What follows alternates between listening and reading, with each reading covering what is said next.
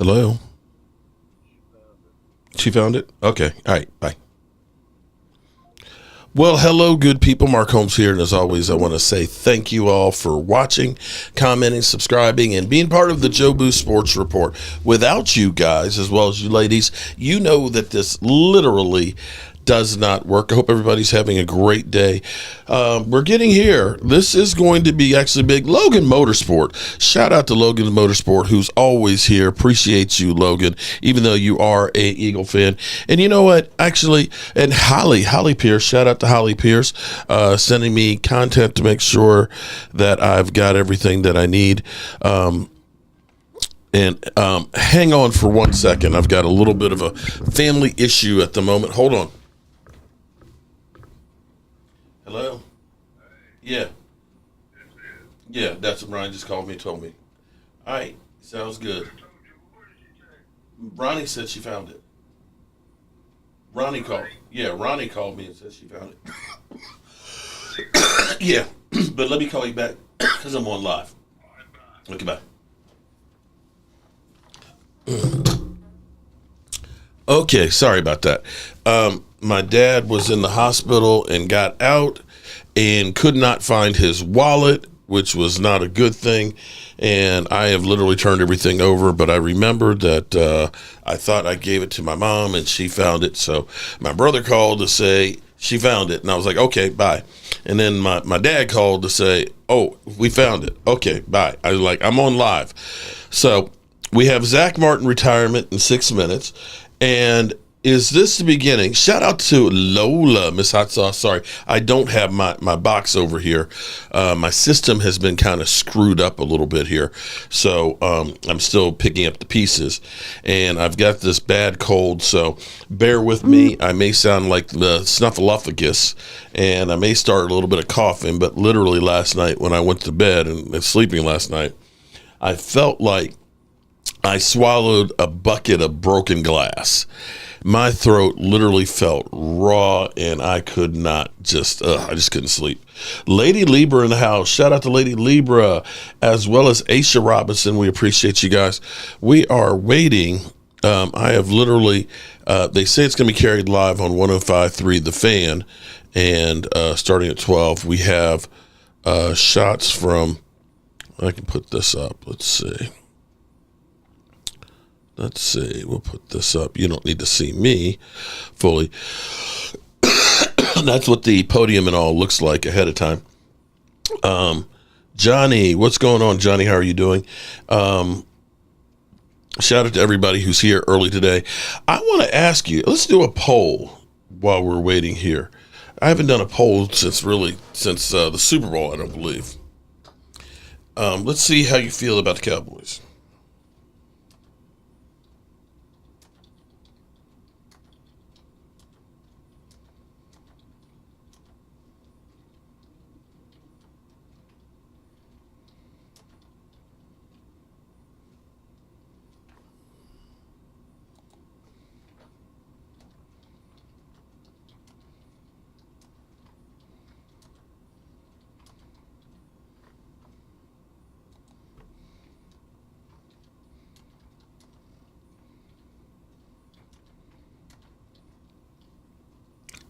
Okay, there we go. So do you guys think this is a new Dallas Cowboy team? Yes, we're going all in. No, we won't do shit. So this morning I did my morning video and listening to,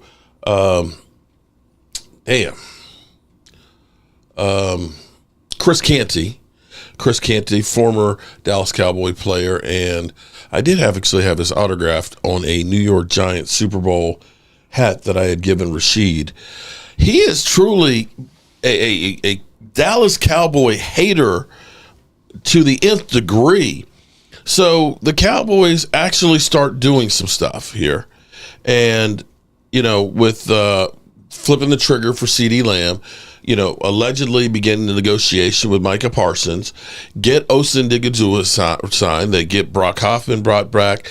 They got Kayvon Turpin taken care of. They got CJ Godwin. When you think about how many moves the Cowboys have made this year, remember, We had about $8 million to start the league year last year, and the first player we signed was our long snapper. We didn't do Dick. Let me make sure. This is 105.3 The Fan. They're supposed to be carrying the press conference and stuff, so we'll see if they actually do or not.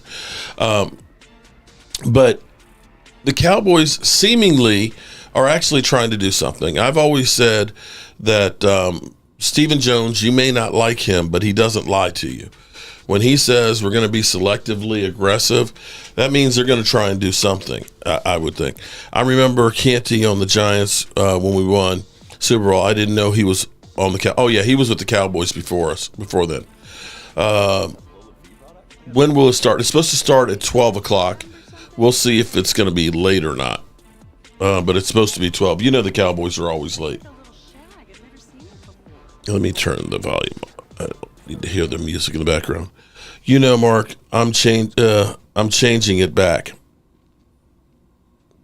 Well, I'm going to say it's a good start. Just making sure that we don't lose all the pieces that we had. I actually think that the Cowboys are different.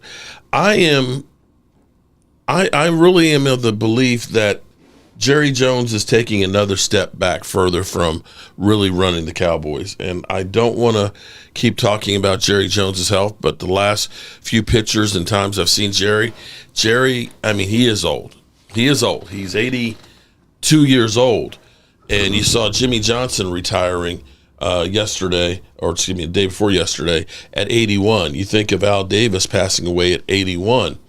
He's not a spring chicken. And I feel like the Cowboys, for the first time, have a sense of urgency to try and do. We don't do all of the things that we do. We don't flip all these triggers to get extra cash. And that's what we did with CeeDee Lamb. And really, the Cowboys could have just waited until the rollover. Oh, Aisha, yeah. It wasn't 2 months ago, was it, Aisha? They could have waited until the rollover of the $18 million happened to get on the salary cap to go ahead, which will happen between now and next Wednesday before the league year starts. They wouldn't have needed to go ahead and necessarily do CeeDee Lambs. Basically, it would have been about the same amount of money. The thing is you don't do that unless you're going to make other moves. We never got over $8 million of cap space last year, and we ended up doing the CeeDee Lamb and Dak Prescott contracts and things like that. We didn't sign any other free agents other than Eric Kendricks and really Zeke and our long snapper, so to speak. But we have a lot more money to work with than we typically do. So I'm curious to see how all this is going to work out, if they're going to, in fact, try and be players in free agency. Usually they don't have an option of being players in free agency because they don't have any – I'm not sold. They don't usually have any money or options. But if they flip the Dak Prescott, okay, so let's see what they're. He's right here on 105 through the Fan, getting ready for the start of the Zack Martin okay, press conference. they're going to care. Throw this out there real quick. I think this is very cool. Okay. Alex Ovechkin closing in. I believe he's 11 goals away from breaking the NHL record held by Wayne Gretzky. So he is, we're good to go. Here we go. Back to that later. Take it away, Zack Martin. Here we go. Football has been a part of my life since I was 7 years old. It shaped me, challenged me, and gave me my purpose. You're not showing From it? suiting up from the St. Matthew Warriors in the third grade to chasing state championships at Bishop Chatard. Hold on. 5 incredible years at Notre Dame, and every moment in the NFL, I've been fortunate to live out a dream that so many only imagine. After 11 unforgettable seasons with the Dallas Cowboys and a lifetime dedicated to the game of football, the time has come for me to step away from the game that has given me so much. On May 8th, 2014, my life changed forever when I was drafted by the Dallas Cowboys. They're not actually showing it? I had no Are idea you Dallas kidding was me? even a possibility, but when I got the call, I was hungry and motivated to make a difference. Walking into that locker room for the first time was intimidating. I was joining a team full of legends, guys I had spent years watching and admiring. Jason Witten, Tony Romo, DeMarco Murray, Des Bryant, Sean Lee, These were the faces of the franchise, and now I was one of their teammates.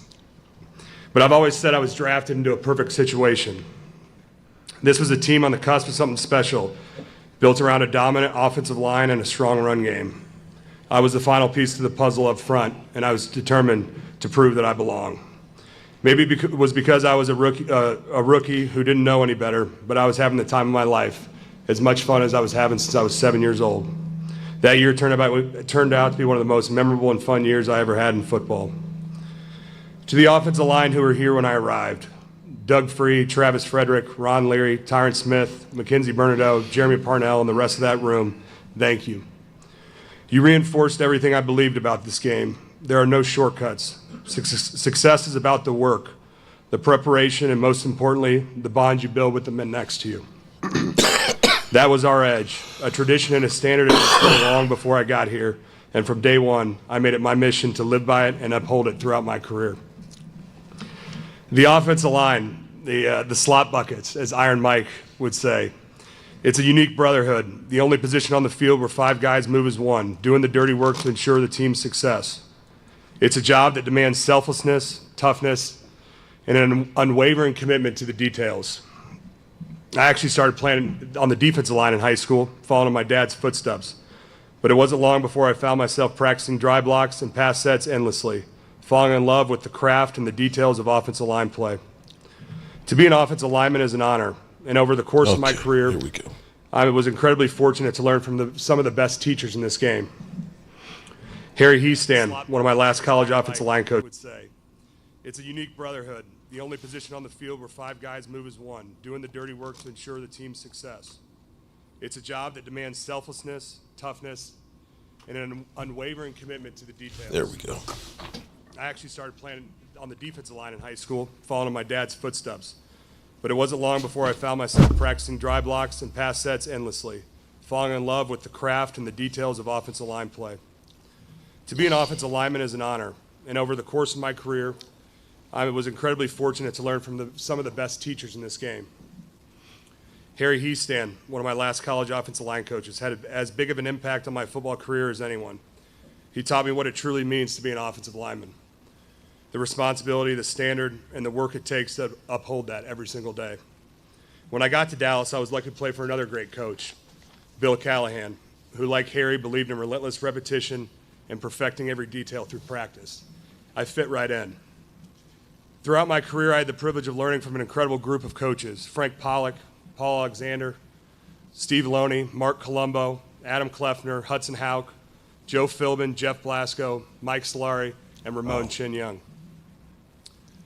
Some might think having that many different offensive line coaches would hurt your development, but I saw it as an opportunity. Each one had a different approach, a different way of teaching, and I was able to take something from all of them along my journey. To all my coaches, thank you for coaching me hard, for demanding more from me every day, and for shaping me into the player I became. When I arrived in Dallas, I didn't know much about the Cowboys' history or what to expect. But after my first meeting with Jason Garrett, I was all in. From the very beginning, Coach Garrett and I clicked. He had a way of coaching you hard while building you up, making you believe you were invincible. I've always loved football, and that environment that he set up for our team was a perfect fit for me.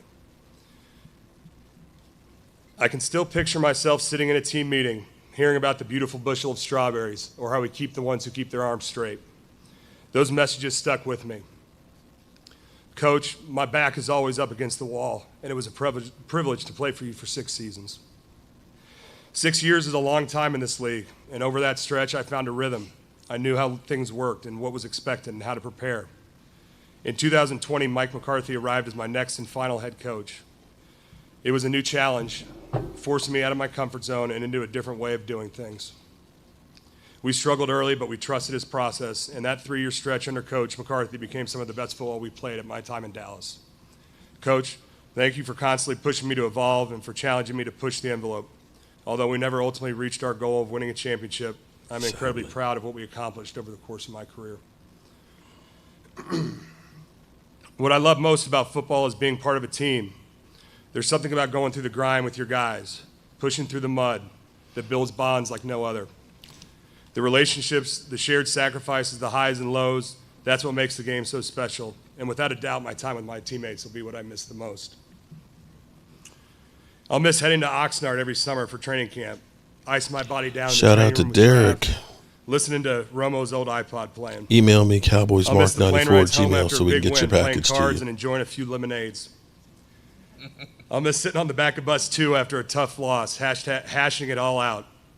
And I'll miss screaming it's only 3:15 after a big home win.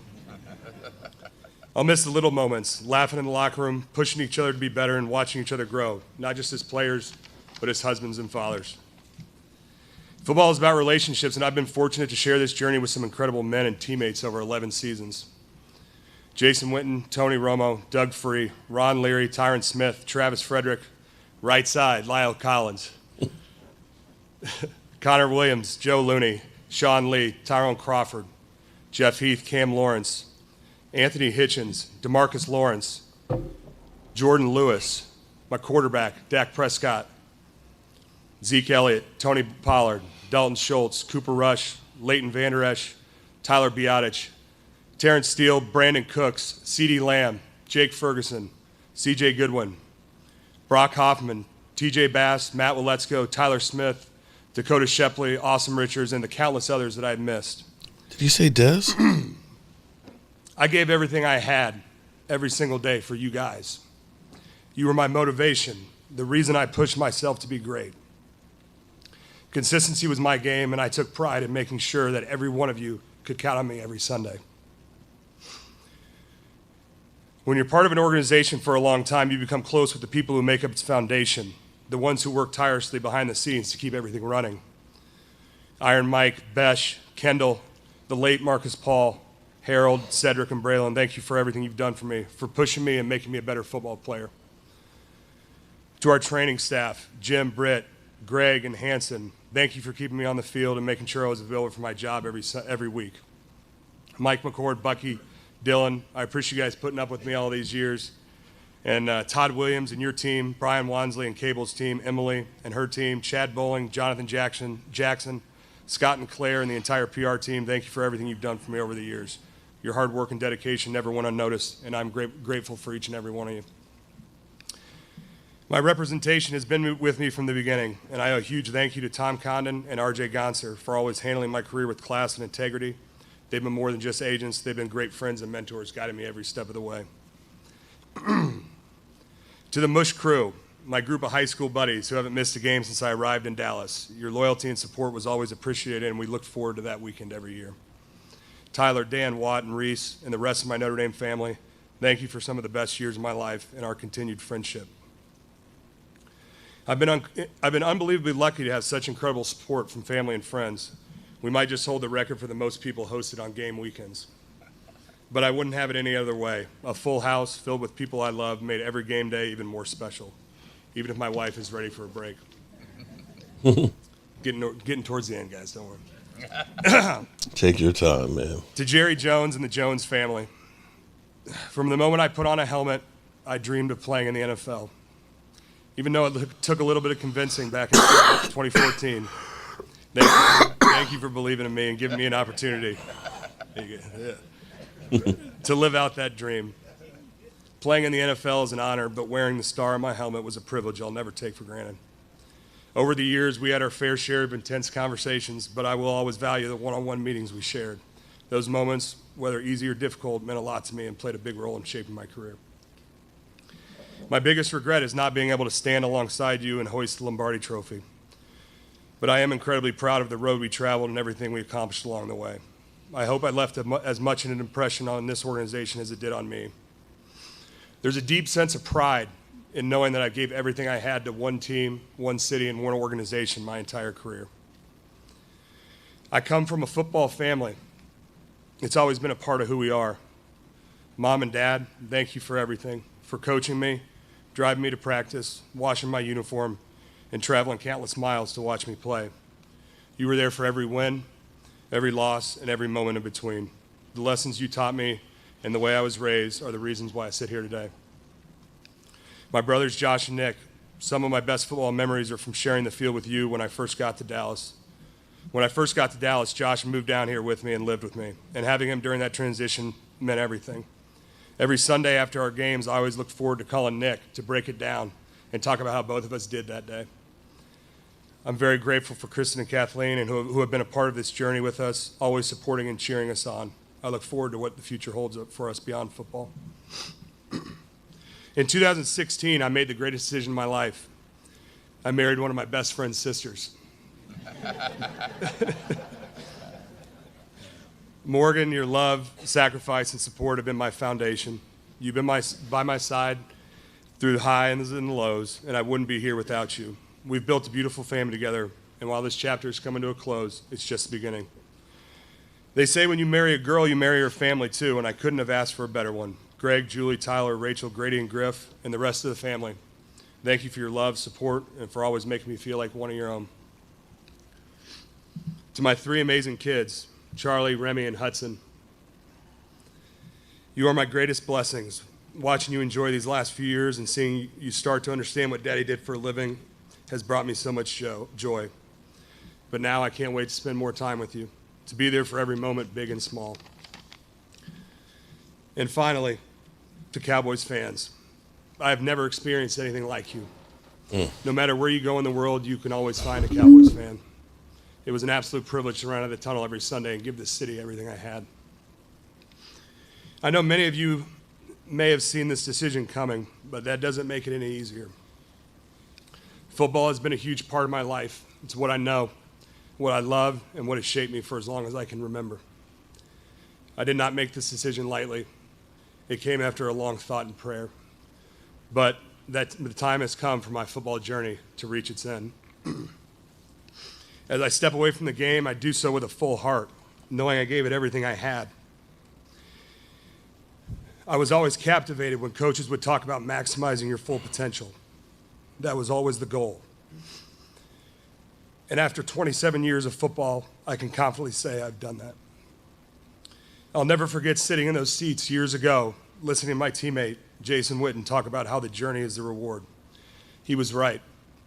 Every rep, every practice, every battle won and lost along the way, it all mattered. Football will always be a part of me, and I will always be grateful for the journey. Thank you. Amen. Right guard. There's Jerry and Steven.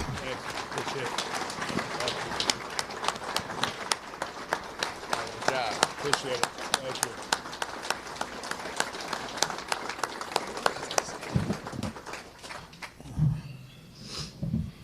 Boy, what a resume. Here we go.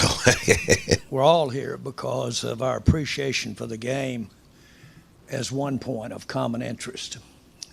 Appreciation for competition, appreciation for the sport, the challenges. But this room today, I think, is really gathered for an appreciation of a person that has taken all the things that this room stands for and why we're interested, why we get up and why we spend our time focused the way we do. If you sum up all the things this room is interested in, Tony Romo sitting over there, many of your former colleagues, former players who played with you are here. But if you take the reason that the common interest that we have in this room is representative, that's why we are here to recognize you for a great career.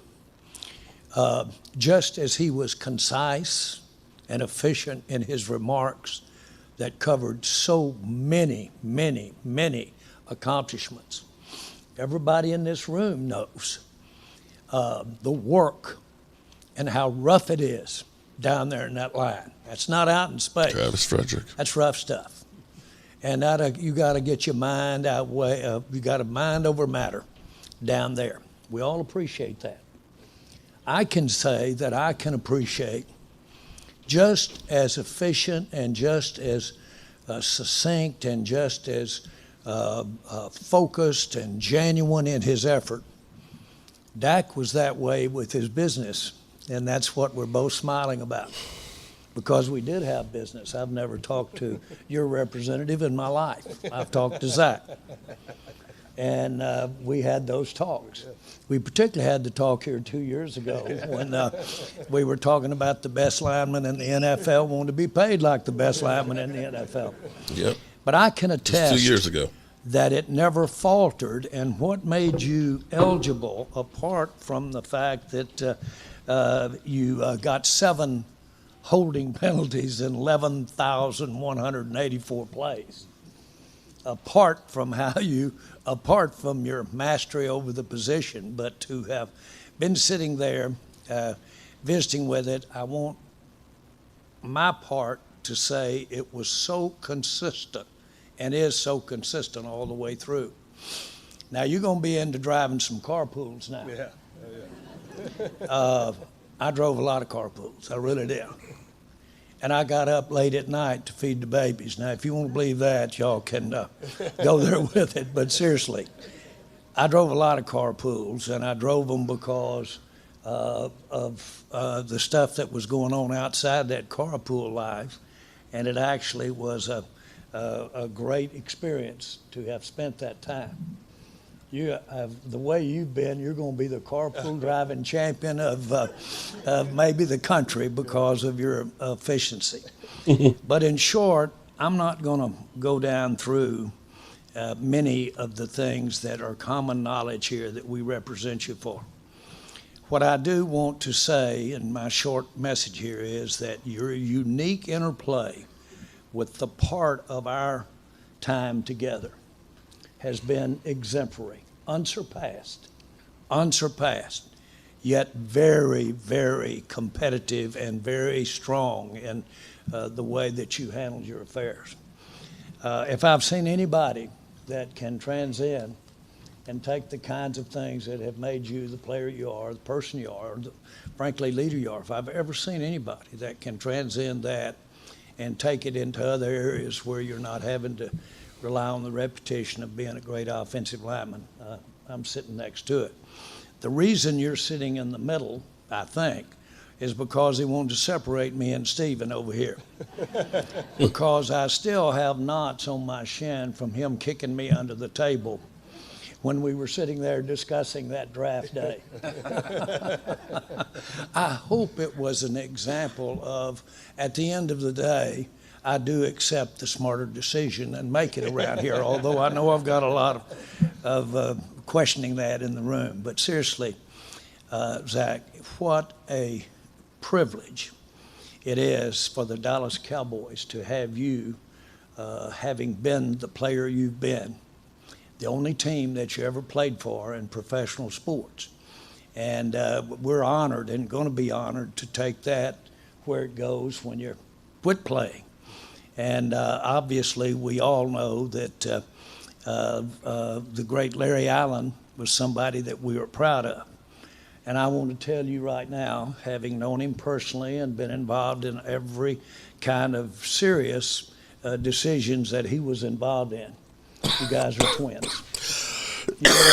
You're twins. Rest his soul. And you had the same deep-seated respect for your fellow teammates and for what you were trying to contribute for the team to win. And so we all know that a lot of people call Larry the greatest. Now we got a debate coming on of who has having played the game. It is a great privilege to always know that your name is going to be associated with the Dallas Cowboys. Congratulations. Thank you. Appreciate it. Thank you. Amen. Jerry's done. Okay, we'll open up for questions. David Moore. Zack, David Moore, Dallas Morning News. I know you don't want to reflect on your career as you were playing, but now that you've had time, you touched on the consistency, but just as far as individual accomplishments and where you feel you rank in your time when you played, and two, just how meaningful is it to see so many of your teammates here today to share this moment and celebrate with you? Yeah.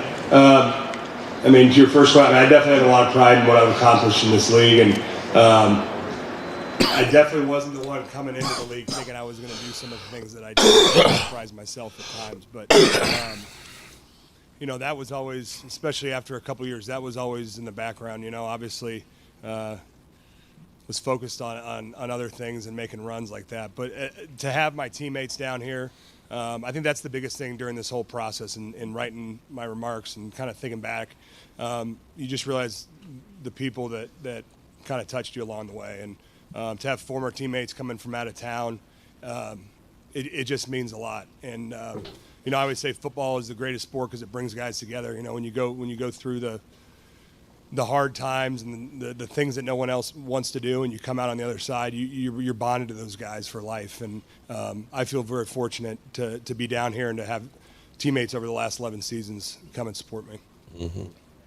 He will be missed. Zack, when did you realize? It seemed like you walked in and it was easy for you. And I know you said it wasn't. When did you have your come to NFL moment? When did you realize I can do this as well as anyone? Well, I said it briefly. I really truly believe that I came into a perfect situation for a young offensive lineman. I came in, like I said, at a time that the running game was a big part of what we did. They invested a lot in the offensive line room. It really allowed me to develop. A lot of young old linemen get thrown into the fire, and you're throwing the ball 50 times a game. Well, we were running it 30, 40 times a game. So it really allowed me to have time to develop some of those other things that I may not have been great at when I first got here. So I really, truly believe in, then you pair that with a line coach like Bill Callahan when I first got here. It was kind of the perfect storm for me. Never let stuff go. Have you ever been happier to be so wrong? No. Best right decision I've ever made.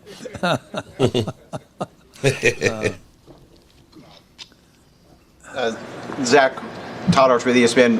What's next for you? What do you want to do? How will football still be part of your life?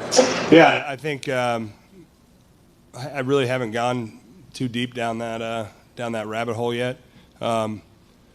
I don't see myself not in some capacity in the football world, whatever that may be. I'm not sure. But for right now, I'm just going to hang with the family, maybe coach some of the Little League games or something like that.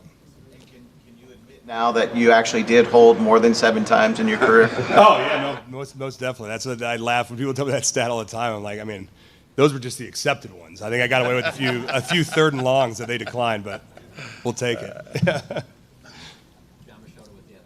Zack, let's say 20 years from now you're at the lake or something. What do you think you'll look back on? What will be your best, fondest Cowboys memory? Is there a game, maybe the players? Like, what do you think? Yeah, God, I think about our captain's workouts in the spring and having the guys down here, the offensive line, like just together every day. Those O-line dinners, those O-line postseason trips, the fishing trips we took down in the Keys, really just fellowship with the guys, honestly. We did a lot of great things football-wise, but when I think back to my time and I think back at certain people, it's always brought back to those type of situations. Calvin Watkins, Dallas Morning News. You said it was a hard decision. Was it hard to tell your family and Jerry and teammates that you were going to retire?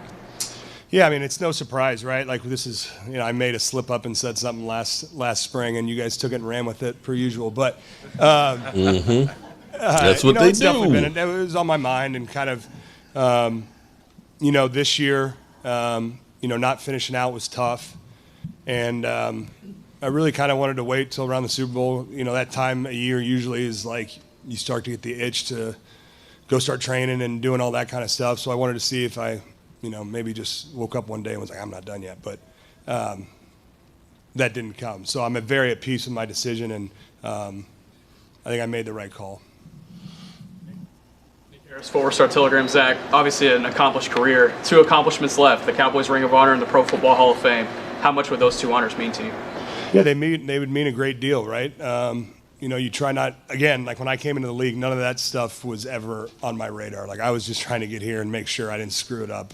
They drafted me to go in there and play right away. So my focus was on, hey, I'm going to do whatever I can for the team. And then obviously started having some success, and those things get brought up and you start thinking about them a little bit. And absolutely, it would be a great honor one day if those happen. Nixon with the Associated Press. Zack, you brought up the convincing. Jerry, you brought up the getting your shins kicked by Steven. we had the task on draft night of asking you what it felt like to be the guy who was drafted instead of Johnny Manziel. Yeah. You had a diplomatic answer. So what's the final answer now that all said and done? Well, I mean, it's so funny because I really didn't think Dallas was even like it wasn't really even on my radar. I came down for a visit before the draft and but didn't have much contact outside of there. So going into that night, I didn't really think that Dallas was a possibility. And I was at home with some friends and family, so I was having some fun. So I was just happy I got picked and was ready to come down here. Brad Sham, Cowboys Radio. Zach, one for Zach, one for Jerry. If memory serves, the first team period of your rookie OTAs, you either accidentally tripped or there was a collision between you and Sean Lee, and he was out for the year. Yeah. Considering how your career turned out, do you remember what you were thinking in that moment when that happened? He called me last night and we rehashed the whole thing for the 500th time. It's so funny about that situation because, and now I get mad at rookies who do this when they come in and they're going full bore in the OTAs, and I was that guy. And, trying to prove myself. He seems more relaxed now. Sean was great. I didn't know Sean at that time. Obviously, he's devastated and been through some injuries. But I remember me going by him in the training room and him, saying, don't be mad. Like, you're doing what you're supposed to do. I tripped. He kept saying, I tripped. All right. But definitely something to laugh about. And then the next season, we played Philly week 2, and he had 17 tackles. And I was like, oh, that was a big deal that he wasn't out there last year. Damn, I screwed the pooch. Will you commit to putting him in the Ring of Honor before he goes in the Hall of Fame? Yes. Yeah, Stephen Jones. That's all we've got from Stephen Jones. Cowboys.com. Question for Zach, and then a follow-up to the question for Stephen. Zach, reflection is a huge part of it, especially with the illustrious career that you've had. As you sit back and you start to reflect, what would be the biggest piece of advice you'd give the 22, 23-year-old Zach that would take you even to another level, because that's a hyper-competitive guy, always want to improve? Yeah. I just say come in ready to work and, that sounds bad, but, become obsessed with it, right? I think that's part of the success that I had is we had a room when I first got here that was obsessed with getting better in football and, constantly going out there and trying to do something extra. So again, this standard and tradition when I got here, it was set. It wasn't like I came in here and I was the one who did. This thing was set, and I had the awareness enough to recognize it, get in line, and then continue that as I went on throughout my career. And Stephen, to that point, what was it that you saw in the Fighting Irish version of Zack that had you bruising Jerry's knees under the table? Well, I think first of all, Zack's just unique. At the end of the day, he's unique on the field. He's unique off the field. When you sat there and went, I think it may have been Will's first draft that he was in charge of helping us put up the board. But when you look at it and you're picking that high, you want to make sure you're right.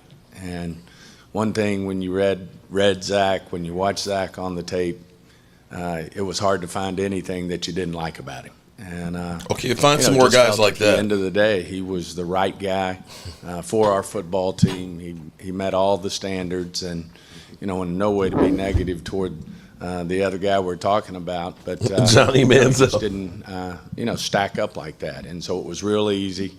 It was unanimous. In the room, everybody was looking at their feet when Jerry was asking them questions about who would be for the other guy. It was interesting like that. But no, it's always been easy to stand up for Zack. We've got some great stories. He, as Jerry said, we didn't really negotiate his deals with agents. We did them with Zack. He walked in my office and said, hey, you're not supposed to say that. I promised I'd never tell it, but I can now. But he did say, here's how this is going to work. I can live with this. And that's why it's always been so easy with Zack. He's a very good communicator. He's very transparent, and cherish all those times. But, boy, how fortunate the Cowboys are, our fans, everybody to have Zack as a part of the Dallas Cowboys. Dallas. Zach, you talked about consistency. When I talked with Tyler Guyton about you earlier this season, he said to a normal person, they don't know what goes on inside the walls, the day-to-day, but that being that consistent for 10 years, that's a whole nother level. I was wondering, to us normal people, can you kind of give us some insight into what sacrifices and effort goes into being that consistent? Yeah, again, like I said, I was obsessed with it. Like I loved, and then again, like we had so much competition on our team. Like you were always chasing someone, right? Like Tyron Smith, Travis Frederick, Ron Leary, Doug Free, all these guys. Like, man, these are good players. I gotta do even more to kind of catch up, you know. So I think that competition when I first got here, and then just you know, my wife would say we've sacrificed some things over the year. We've, you know, maybe skipped out on a couple trips in the off season, whatever it may be. But you know, what I wanted to accomplish was very black and white for me, and you know, I knew what I had to do to go about it, and you know, I had the discipline to kind of stick to my plan. Mike, you addressed this a little bit, the carpooling and all that, but what do you look forward to most in terms of retirement, things you weren't able to do as much as you would have liked to when you played? Yeah, I think just being around the family, right? Like not feeling like crap during the week, to actually be able to play with them a little bit, and you know, just being present. You know, I think that's probably the hardest thing once you start having a family in this league, is just finding the balance of being present when you're home. You know, we got a lot of stresses here. I mean, the whole NFL, but here and throughout the season. So a big thing is just to really be appreciative and present at home at all times. DallasCowboys.com. Larry Allen has always been kind of the standard of Cowboys linemen, NFL linemen. To be mentioned in the same breath and even called twins, what does that mean for you? It means a lot, because I can remember when you go to the rookie symposium, when you're a rookie and you go through the Hall of Fame, and I remember taking that selfie next to Larry Allen's bust right when I got drafted. And then my first couple of years, he was out at training camp and would shoot you texts before the game.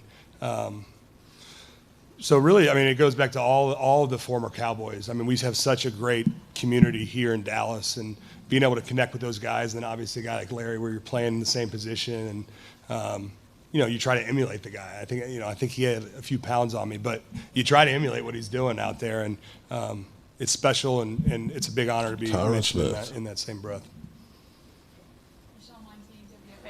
You've talked so much about the former guys that you looked up to, but all the younger O-linemen, every time you talk to them, they're like, I'm just trying to do it the way Zack Martin does things.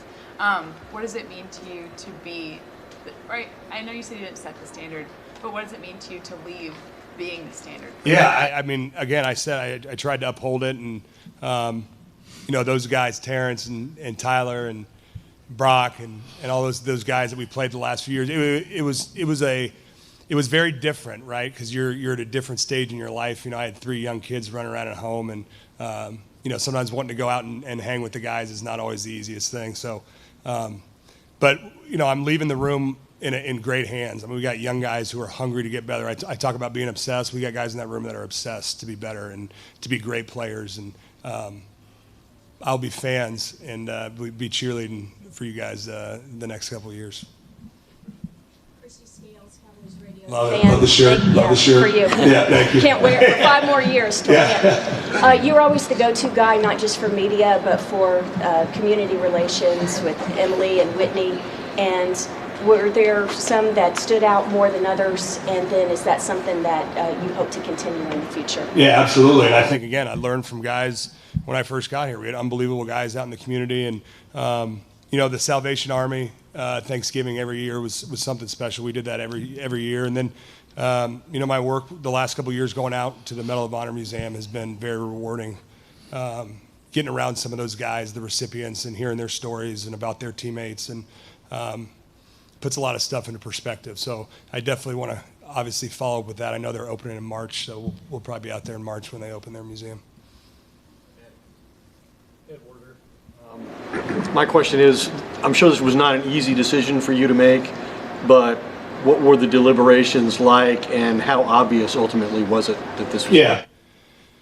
Well, like I said, you know, it's been on my mind. I'm not going to lie, and after the season, me and my wife talked, and I think we just both agreed, physically and mentally, it was probably time to step away. I've been saying, and I believe this, I know what it takes to be an elite player in this league and what all goes into it. And, at this point in my life, I just think, I'm not there anymore of putting everything that goes into it to be that. And that's fine. I had a great run, but just for myself and my family, it became pretty obvious over the last month or so that this was going to be the direction we went.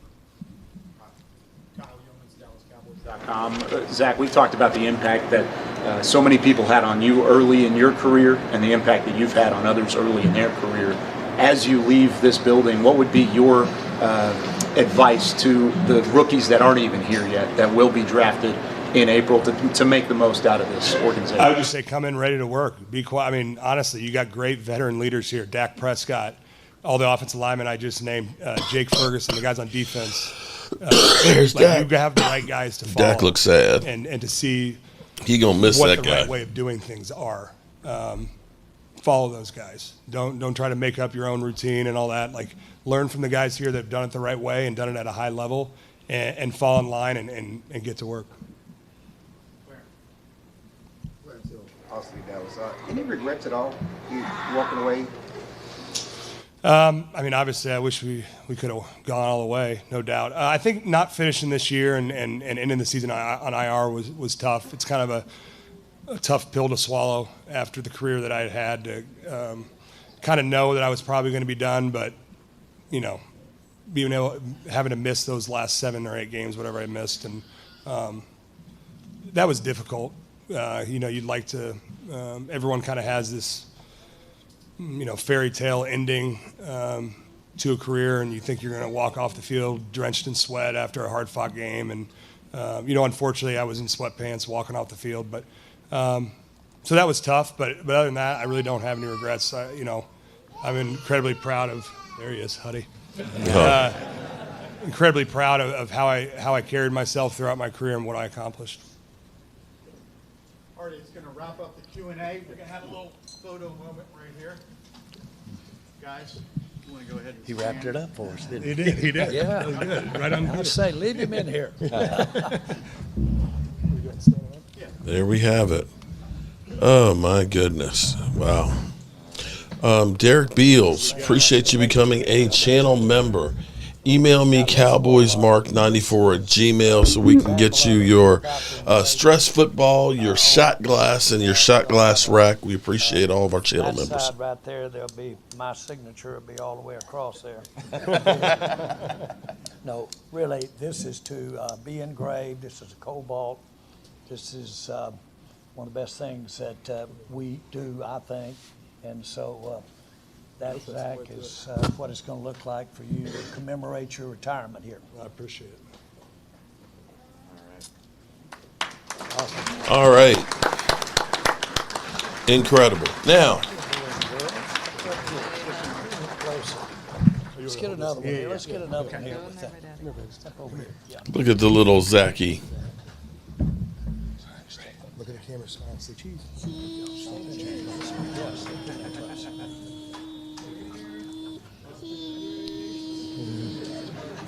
Charlotte. Good job, baby. Charlotte, Jerry. Charlotte, Jerry.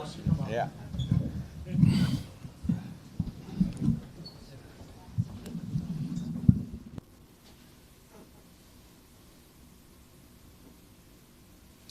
There we have it. Thank you, Zach Martin. Now, here's some good news for us. Now that this is over, and I do not want to hear the Go Cowboys. Oh God, I hate that. I hate that music for that. All of our restricted free agents are now under contract. The Cowboys have been getting busy as can be. The league year begins at 4:00 a week from today. Legal tampering starts on Monday, and the Cowboys have set themselves to be actually in a good position at the moment. If they end up getting Micah Parsons' deal done, we are going to be in fantastic shape money-wise. An interesting thing here that while we got Drew here and Logan Motorsports, the Cowboys are about to pass the Eagles, believe it or not. Right now, the Dallas Cowboys with salary cap space. Let me pull this on over here. The Cowboys right now are only $4 million behind the Eagles in salary cap space. That is before the NFL rollover. The NFL rollover, the Eagles are going to roll over about $6.5 million, and the Cowboys are going to roll over about 18.9. So we are actually going to have about $10 million more than the Eagles to play with right there, just getting the rollover. And then once we get Micah Parsons done, that's going to be another chunk of change. And the Cowboys, of course, can get $40 million if and when they go ahead and hit Dak. The Cowboys could actually be hitting free agency as a top 3 team with money to spend.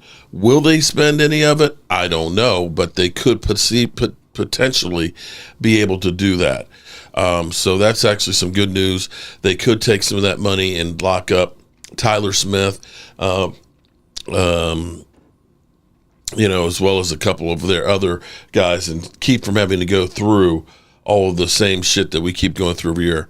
Mark, what is Jerry going to do is the question. It's not like you guys have Howie Roseman. Well, this is true, but you know what? We'll see. This is a different Dallas Cowboys right now. This is a team seeming to be like a Dallas Cowboy organization that actually has a little sense of urgency at the moment. We're doing things that we never do. Let's be clear here. We're never worried about freeing up cap space other than to get underneath the salary cap to start the season. And don't be surprised here, because a lot of times the Cowboys will have a press conference, and then immediately right after you'll hear about something big that was done. I remember them having their season opening press conference. I think it was in 21. And as soon as that wrapped up, you ended up hearing about Diggs getting his extension was done like 15 minutes. They reported signing it.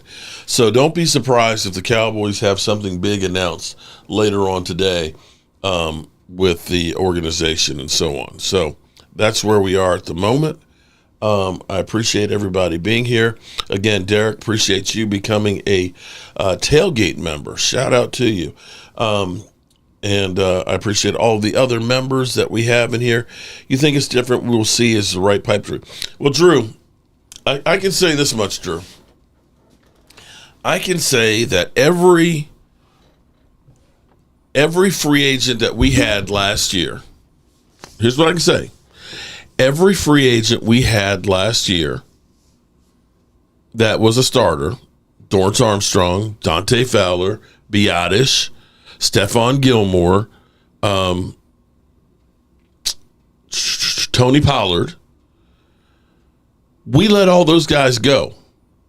We didn't think about re-signing Osa Ndigazua. We didn't think about re-signing a Brock Hoffman. We didn't think about re-signing a Trayvon Diggs. We didn't think about freeing up cash to be able to make some moves. We didn't think about locking down key personnel. We didn't do shit. So to say, it's not different, no, it's actually different. Now, different and working are two different things. Different and working, because a lot of times you throw shit on the wall and nothing sticks. And if you ask most inventors, they have a whole lot of failures before they have that big success. All I'm saying is things are going differently right now. You have to say the potential of the Cowboys having $90 million in cap space and having locked up possibly Micah Parsons and Osa Ndigazua and CD and Dak, that they could actually go out and try and get a few players that could be impact players. Yeah, actually, it is different.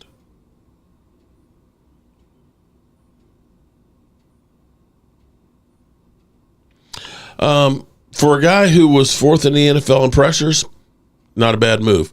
And $20 million, as opposed to what projections were, 22.5, or the franchise tag at 25. It wasn't a max contract, which is different than what the Cowboys do.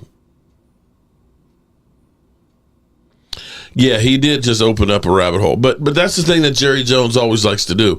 He doesn't like to negotiate with the agents. He likes to get the player in his office and hammer out a deal because he feels like he can get the best of the players. Tyler Lockett. I'm you know what? I'm going to say I'd be surprised if the Dallas Cowboys do not get a legitimate number 2 wide receiver. Amen, Dallas, Gina Dallas Diva. 100%. Don't hate because they're finally doing something. Coyote. Osa is like the 14th highest. He could have gotten several million more. It wasn't overpay. Yeah.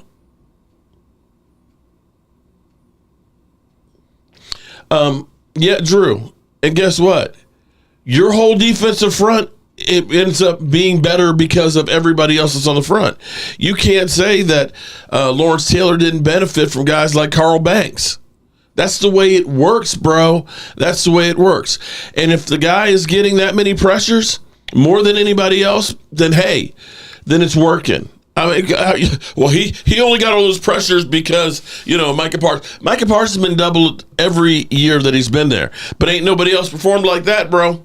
Ain't nobody else performed like that. Oh, boy. It's about time you keep up with the champs. Well, I hate to tell you, you guys are going to have a backslide, bro. I know y'all think that Saquon's going to have another 2,000-yard season next year. That ain't going to happen. That ain't going to happen, bro. People are going to study what you did. People are going to be working against you. You're losing some free agency. You got lightning in a bottle this year, bro. You got lightning in a bottle, but you will step back.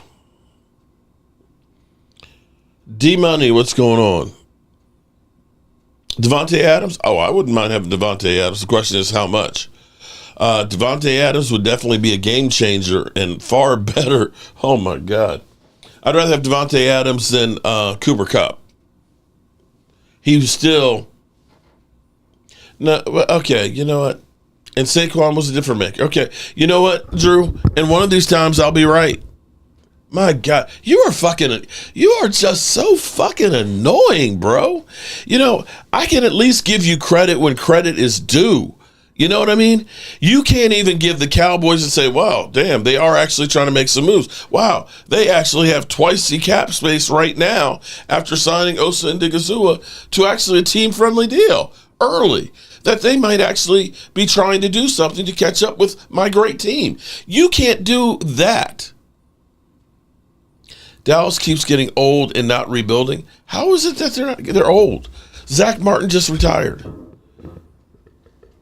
DeMarcus Lawrence is probably gone. How is it that we're old?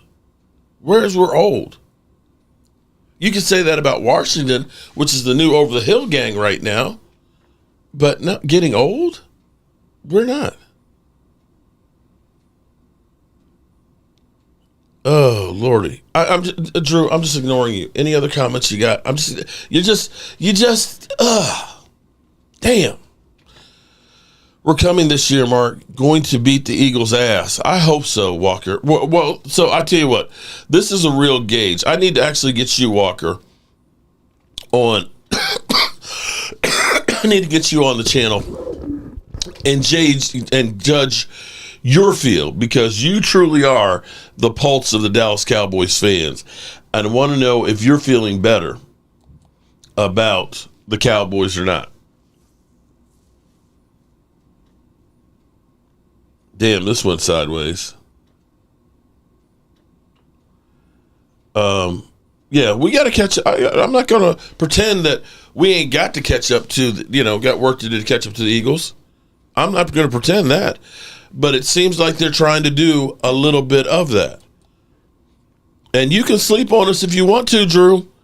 You can sleep on us if you want to. But there's a guy named Dak Prescott that seems to have your number for the most part, bro. Sleep on us. That's right. Oh, yes. Believe.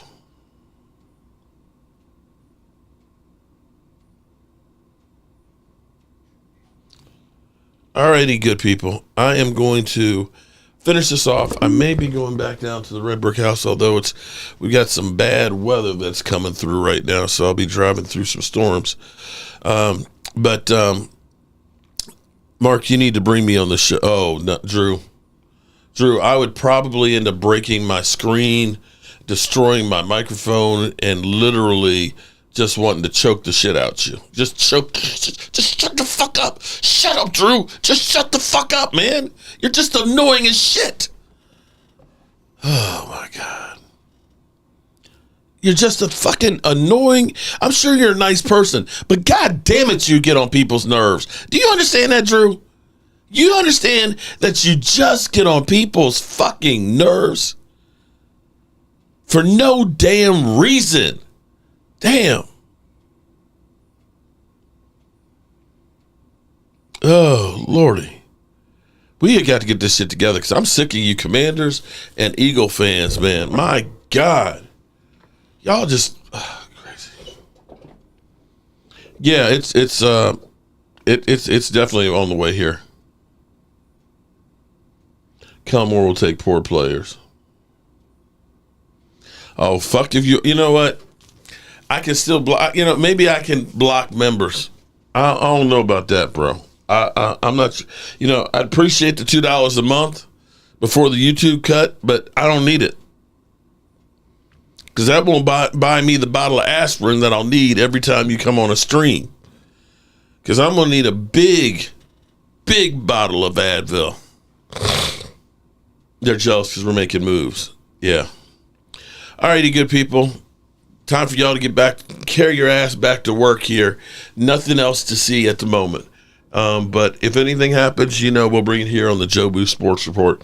I appreciate Derek becoming a channel member and the super chat from Walker Wade. And keep the faith, man. We're going to shut these Eagle fans and Commander fans up. And as always, I appreciate y'all. And Drew? Shut the fuck up. Shut the fuck up. Wait, fuck up until you reach the top.